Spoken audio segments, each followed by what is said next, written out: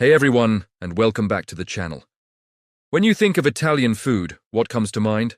Probably a steaming plate of pasta, a perfect Neapolitan pizza, or maybe a creamy gelato, right? But what if I told you there is a whole other world of Italian cuisine that is slowly disappearing? A world of incredible street foods, once sold on every corner, that are now becoming culinary ghosts. Today, we're going on a journey to find the lost street foods of Italy. We're talking about recipes and traditions that have been passed down for generations but are now on the brink of extinction. So grab a snack, maybe not, because you're about to get very hungry, and let's dive into this delicious piece of history. Our first stop is Naples, the vibrant, chaotic heart of southern Italy. Beyond being the birthplace of pizza, Naples has a rich history of cucina povera, or peasant cooking, which gave rise to some of the most ingenious street foods. One such legend is the opere e omuso. Translated, it means the foot and the snout, and yes, it's exactly what it sounds like. This dish is made from boiled pig's feet and calf's snout, which are then chopped up, chilled, and served simply with a generous squeeze of lemon juice and a sprinkle of salt. It's a textural adventure, tender, slightly chewy, and incredibly refreshing, especially on a hot day. Historically, this was the ultimate working-class snack, a way to use every part of the animal. But today, finding an authentic vendor, a pericottero, pushing his cart through the ancient streets is like finding a treasure. Younger generations are less inclined to eat these particular cuts of meat, and the old masters are retiring, taking their secrets with them. From Naples, let's travel north to the eternal city, Rome. Rome's street food scene is famous for things like suppli and pizza al taglio, but there's a forgotten hero called the frittola. Not to be confused with the Sicilian dish of the same name, the Roman frittola was a simple yet satisfying pancake made from a batter of flour, water, and often bits of leftover vegetables or pork fat. They were fried in huge pans by vendors called frittolari and sold hot, wrapped in paper. Imagine walking through the Trastevere neighborhood a century ago, the air filled with the smell of these savory fried delights. It was the perfect, cheap, filling snack for workers and children. But with the rise of more complex and gourmet street foods, the humble frittola has been all but lost. It represents a simpler time, a taste of pure, unpretentious Roman life that's incredibly hard to find now. Next, we head to the beautiful island of Sicily, a place where culinary traditions are fiercely protected. But even here, some traditions are fading. Let's talk about stigiola. This is a true delicacy for the adventurous eater. It consists of lamb or goat intestines, seasoned with parsley, onion, and herbs, then wrapped around a spring onion or leek and grilled over charcoal. The smell is intense, smoky, and utterly unique. For centuries, the stigiolaro was a common sight in the markets of Palermo, his grill sending plumes of fragrant smoke into the evening sky. People would line up for these savory, slightly bitter, and wonderfully charred skewers. While you can still find stigiola if you know where to look, it's becoming a rarity. Health regulations have made it more difficult for street vendors to operate, and like elsewhere, younger palates are shifting. To lose the stigiola would be to lose a quintessential taste of Sicilian street life. Let's journey to the region of Puglia, the heel of Italy's boot. Here, a fascinating and nearly extinct street food is the gnumereddi.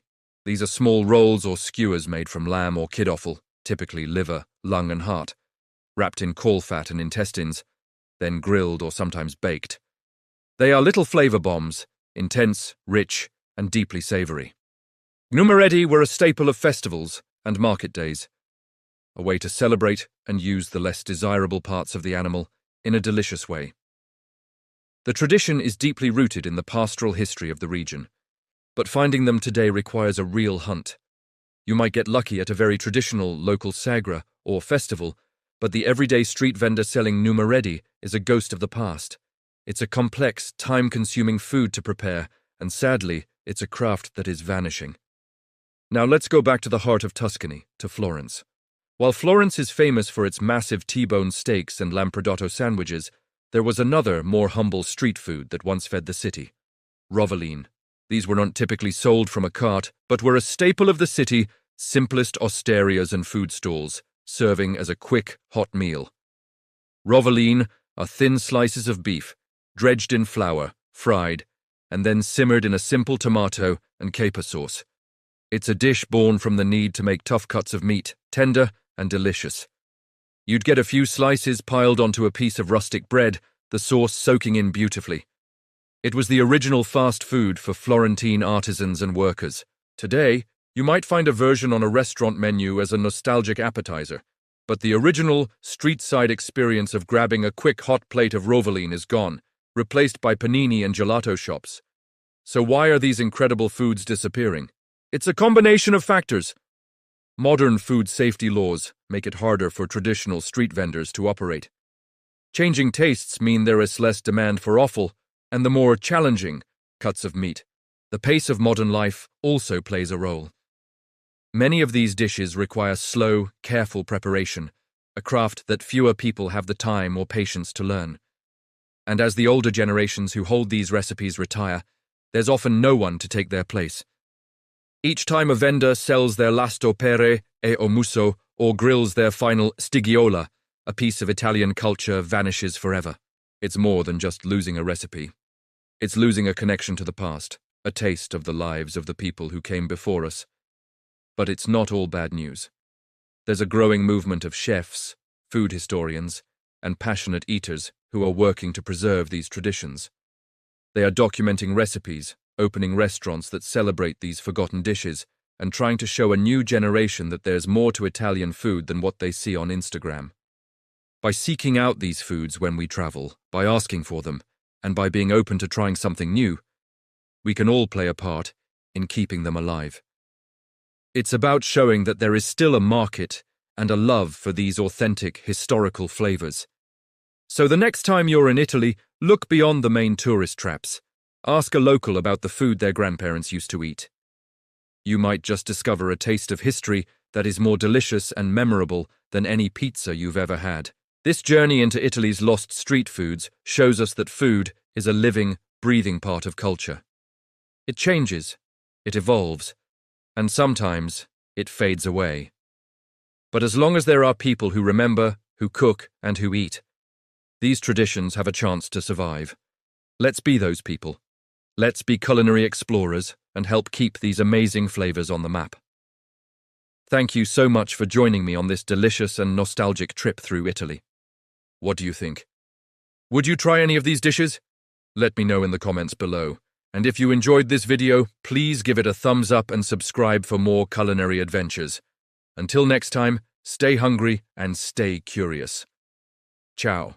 But perhaps the most beloved and most missed of all was the porchetta vendor. Close your eyes and imagine this. It's Sunday morning, around 11, and you're in a town square somewhere in central Italy. Lazio, Umbria, Abruzzo. The exact location doesn't matter because the scene is the same everywhere. A large white van is parked in the corner of the piazza. The back doors are open, revealing a whole roasted pig, golden brown, glistening with fat and herbs. The smell hits you from 50 meters away. Rosemary, garlic, fennel, roasted pork, it's intoxicating. A line of people waits patiently, chatting with each other, eyeing the pig with anticipation. When your turn comes, the vendor asks how much you want. His knife is enormous, razor sharp. He carves thick slices of meat, making sure to include some of the crispy skin, some of the herb stuffing. He weighs it, wraps it in paper, hands it to you. You pay and immediately take a bite, right there in the square. The meat is tender, fatty, flavored with wild fennel and black pepper. The skin shatters between your teeth, juice runs down your chin. This is not polite eating. This is primal satisfaction. The porchetta vendor was an institution. He would arrive early Sunday morning, park in his spot, the same spot he'd occupied for 30 years. Families would send someone to buy porchetta for lunch. Friends would gather around the van, eating and gossiping. But things changed in the 90s. Health regulations tightened dramatically. The authorities decided that selling meat from a van parked in a square was unsanitary, dangerous. The vendors needed proper refrigeration, proper facilities, endless permits and inspections. Many of them were older men who'd been doing this their entire lives. They couldn't afford the upgrades. They retired. Their children had gone to university, become doctors and lawyers. Nobody wanted to wake up at 4 in the morning to roast a pig. And what about the seller of Lupini beans? This one's almost forgotten now, but ask anyone over 70 from the south and watch their eyes light up. Lupini are yellow beans, bitter when raw, that must be soaked in salt water for days to become edible. The vendors would carry them in large barrels of brine, selling them in paper cones. You'd eat them by squeezing the bean out of its skin, directly into your mouth, then spitting the skin on the ground. It was a messy, interactive eating experience. The beans were salty, slightly bitter, addictive. People ate them at the cinema, at football matches, while walking through town on Sunday evenings. The Lupini vendor was often a woman, older, dressed in black, sitting on a corner with her barrel. She'd measure out the beans with a ladle, charge a few coins. Sometimes she'd give extra to children or to customers who were clearly struggling financially. These weren't just commercial transactions. They were acts of community care, small kindnesses that held neighborhoods together. But Lupini fell out of fashion. They reminded people of poverty, of making do with cheap protein because meat was unaffordable.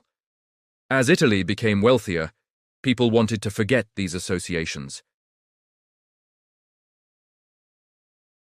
In Genoa, the Farinata vendor was everywhere. Farinata is a thin pancake made from chickpea flour, baked in a large copper pan in a wood-fired oven. The vendor would cut it into squares and serve it hot, drizzled with olive oil, sprinkled with black pepper. The outside was crispy, almost burnt. The inside was creamy, nutty from the chickpea flour. People ate it for breakfast, for a snack, for dinner when there was nothing else. It was cheap, filling, delicious. The Farinata vendors had small shops, barely more than holes in the wall, with the oven visible from the street. You could watch your Farinata being pulled from the oven, see the oil glistening on its surface. The heat from the oven poured out onto the street, warming everyone nearby. In winter, people would linger just to feel that warmth, to smell that incredible aroma of roasting chickpeas and olive oil. But even Genoa, traditional and proud, couldn't hold back change forever. Real estate prices increased. The small shops were bought by developers and turned into boutiques selling expensive clothes. The ovens were dismantled.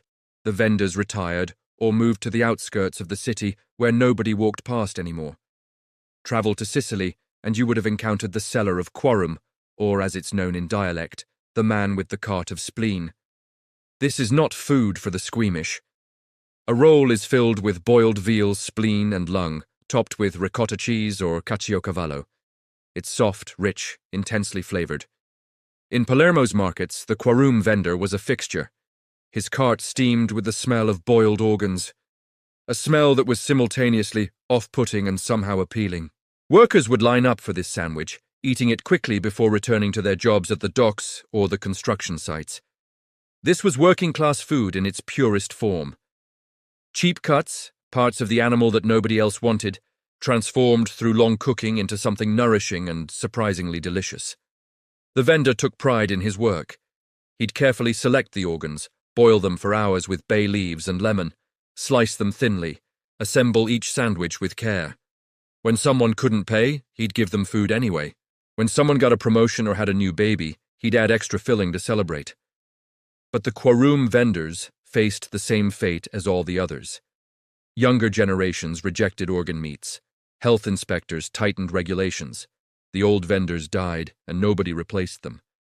The seller of Granita in summer was perhaps the most joyful of all street vendors. This was primarily in Sicily, though you'd find versions throughout the south. The vendor would have a cart with a large block of ice and a hand-operated grinder. He'd shave the ice into a fine snow, pour flavored syrup over it, hand it to you in a paper cup or a glass. Lemon was the classic flavor.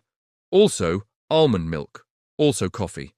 The Granita would melt quickly in the summer heat, so you had to eat it fast, chasing drips down your wrist.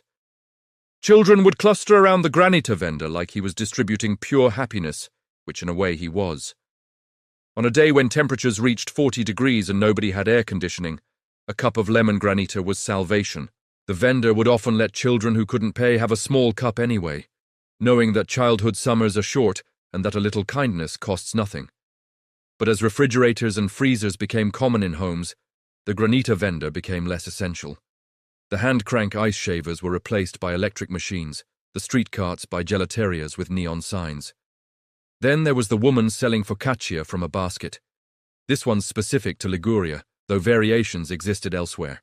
She'd make the focaccia at home before dawn, simple olive oil and salt version, cut it into squares and carry it through the streets in a large wicker basket covered with a cloth. The focaccia would still be warm, still fragrant. She'd call out as she walked, announcing her presence. People would lean out of windows, lowering baskets on strings with money inside. She'd put focaccia in the basket, and they'd pull it back up. The focaccia was tender, oily, salty, perfect. It was breakfast for workers, snack for students, comfort for the elderly. The woman knew all the gossip of the neighborhood. She knew who was sick, who needed help, who was having troubles. She'd often deliver more than just focaccia, carrying messages between houses, checking on shut-ins, keeping the community connected. These 20 street foods are gone now. Some have survived in modified forms, sanitized versions, sold in proper shops with licenses and refrigeration. But the essence is lost. These were never just about the food itself. They were about the vendors who sold them, the relationships they built, the communities they helped sustain. They were about eating with your hands, standing up, surrounded by strangers who weren't really strangers because you saw them every day in the same place. When we lost these street vendors, we gained food safety and hygiene standards. We gained efficiency and convenience. But we lost something too. We lost the human scale of commerce. We lost knowing the person who made your food, seeing their hands preparing it, watching the care they took. We lost the democracy of street food, where rich and poor stood in the same line, ate the same things, were treated the same way. Today our food comes from far away, made by people we'll never meet, sold to us by companies that exist only as logos. The Italian street has grown quieter, cleaner, more orderly. But if you listen carefully, you can still hear the echoes of those vendors calling out. Still smell the phantom aroma of chestnuts, roasting, and porchetta turning golden. The Italy we remember is not gone. Not entirely. It lives in these memories, in these stories we tell, in the recognition that something valuable was lost, even as other things were gained. And maybe, just maybe, in remembering these 20 disappeared street foods, we remember what it means to eat together, to share space, to know our neighbors, to find joy in simple things sold on street corners by people who knew our names.